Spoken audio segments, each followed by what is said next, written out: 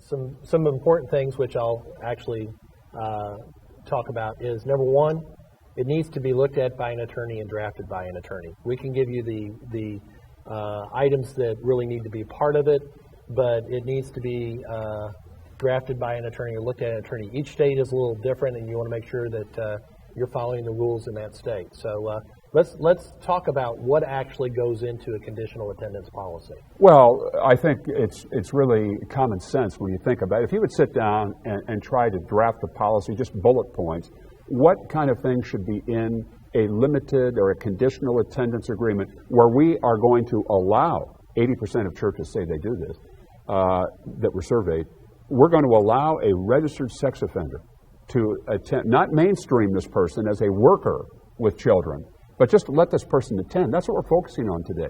Obviously, you don't want to use that person in a capacity as a teacher, in my opinion. I think of James chapter 3, verse 1, that says, "Not many of you should become teachers, for we who teach will be judged more strictly." I think that's a biblical mandate, that when it comes to people that we set aside as teachers, there's a stricter standard that applies. And if somebody's a registered sex offender, that person just doesn't meet that standard. I think most right-thinking and reasonable people would come to that conclusion. So we're not talking about that issue today. We're talking about the related issue. Well, what if the person doesn't want to work with children, just wants to attend the church? What do you do with that person? And that's where that conditional attendance policy, I think, becomes important. And so what are the kinds of things that would be in there? Obviously, you cannot work with minors in any capacity, any official capacity in the church. Number two, you are not going to be allowed to transport minors to or from church. Well, I'm going to take this kid home. He needs a ride, this 7-year-old. Number three is what we call a chaperone policy, designating somebody who's going to be able to observe this person when he is on church premises to make sure that inappropriate contact with minors cannot occur. We call it a chaperone. The person doesn't have to sit with this guy. I mean, just be able to observe the person. He may be 50 feet away in a sanctuary, but if that person gets up and walks out of the sanctuary, you follow him. One study showed that 77% of victims of child abuse in church occurred in restrooms. So that's a high-risk area, and pedophiles know it. So that's another thing. You've got to have that chaperone and have that chain of custody where you never let this person out of your sight. There can't be any wrongdoing under those circumstances. And number four, I guess, would be, of course, that the person should not be allowed to attend children or youth functions. And I think it's important to point out that a single violation of these conditions should not lead to the church leadership practicing mercy and grace. Well, what's just one wrong? It's one violation, big deal. It is a big deal.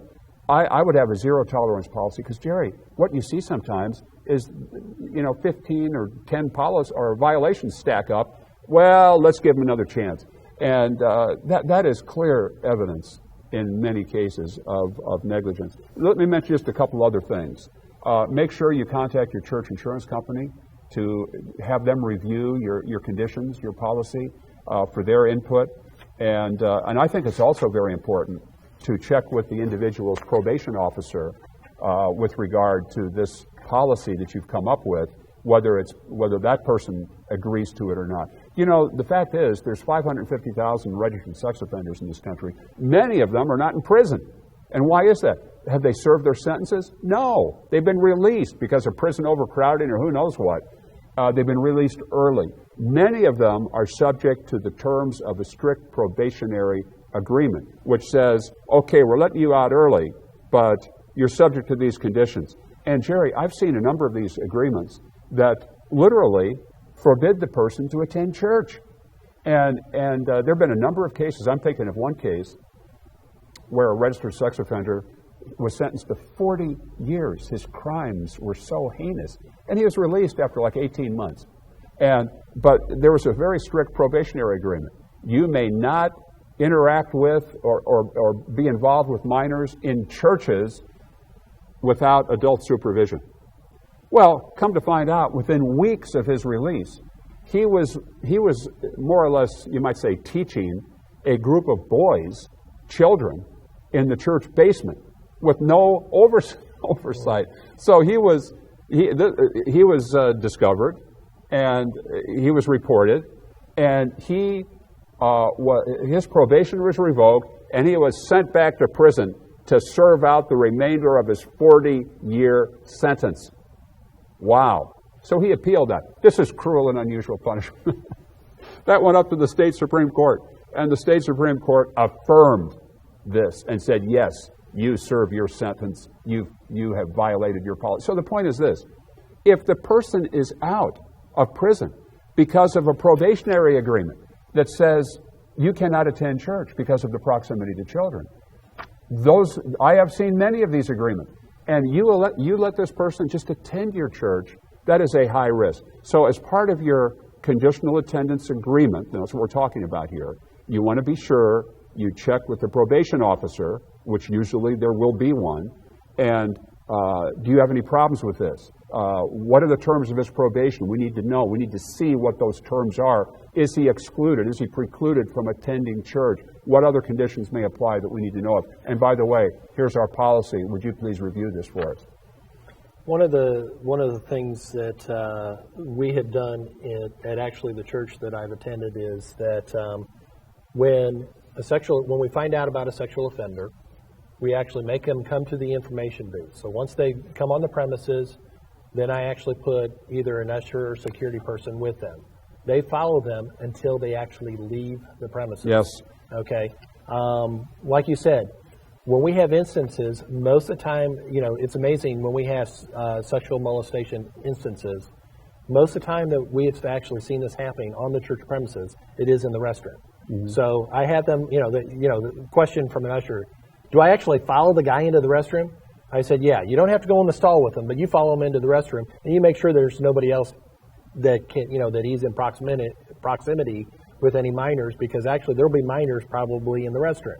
But you want to make sure, what you're doing there. One of the questions, too, that has came up, can a spouse actually be the chaperone? Now that's a good question. I would, frankly, I'm often asked, can a husband and wife team be teachers, like of young children? And yeah, there's a certain elevated risk there because one spouse may be covering for the other one. But I think the value of presenting to young children a husband and wife marriage, a married couple, is powerful. And it's instructive in and of itself. So yes, the risk may be slightly more, but I think it's outweighed by the benefits. But when you're talking about the spouse of a known sex offender serving as the chaperone, I draw the line there. I think that person would not qualify. And that's a good point, because we talk about a chaperone. Who should that person be? I usually advise that it be a member of the church board. And but I would discourage the use of a spouse. And I actually agree. That's the reason why I was asking you to bring it up. A spouse can't testify or doesn't have to testify against the marital privilege. Yeah. So I would never have a spouse being this. Now let's just talk about. We had a call here last week where a foster parent had a foster child that had previous instances.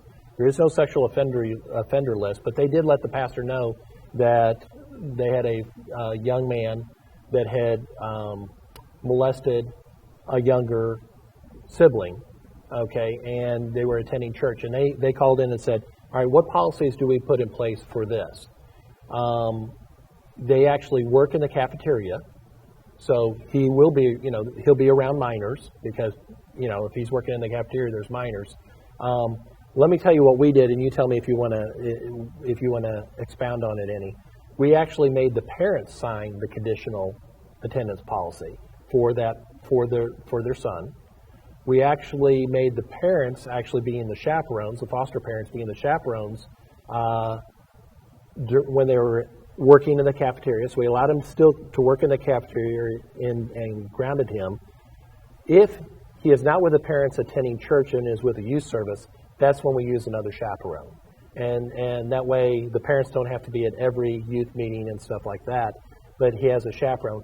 and we do not allow him to actually be with minors. We make it known to everybody.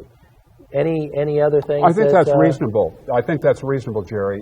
I've never seen a case quite like that, but the bottom line is the church will be liable on the basis of negligence.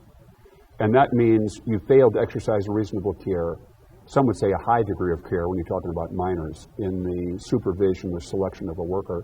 And so the test is reasonable efforts on the church's part to address risk. And we're not talking about risk elimination. We're talking about risk management. You could talk about risk elimination if you put a sign above the church entrances that says no minors allowed on premises. And as appealing as that may sound to some of you, hey, believe me, I'm a fifth grade Sunday school teacher for 25 years, and I teach a mentoring group for junior high boys. They're wonderful. I love it. But sometimes it gets a little wild, and I have to use extreme precaution measures to get their attention. So yes, I think we're talking about not eliminating risk. We're talking about reducing it to a manageable level so we meet that standard of reasonable care. And given the unique circumstances of your case, you can ask yourself, how would a jury view what you've done? And I think most right-thinking people would say, we think that's a reasonable response. And in setting up a policy, that's what we're looking at is, are you using due care? And juries will actually decide that, but the court cases have helped us in determining what is due care.